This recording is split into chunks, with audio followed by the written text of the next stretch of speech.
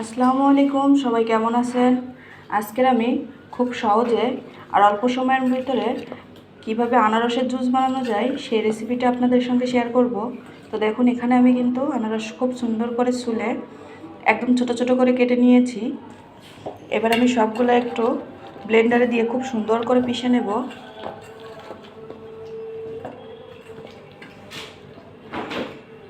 একবারে ধরবে না, দুইবারে দেব। দেখুন, খুব সুন্দর করে ব্লেন্ডারে ব্লেন্ড করে নিয়েছি, একদম কোনো দানা থাকবে না, মিহি হয়ে গেছে। তো আমি এটা এবার একটু বড় পাত্রে ঢেলে নেব। এই পাত্রে আমি আনারসের জুসগুলো সব ঢেলে নিয়েছি। এতে কিন্তু অল্প একটু পানি দিতে হবে, তা না হলে বেশি আঠা হয়ে যাবে। এবার আমি অল্প একটু বিট লবণ দিয়ে দিচ্ছি,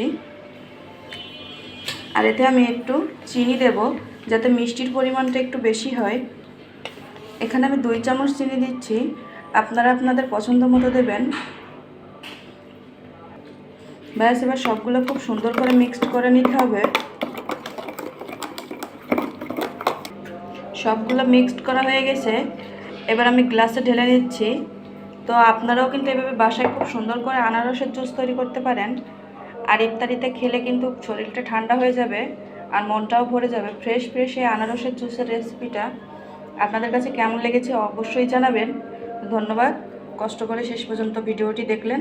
আসসালামু আলাইকুম।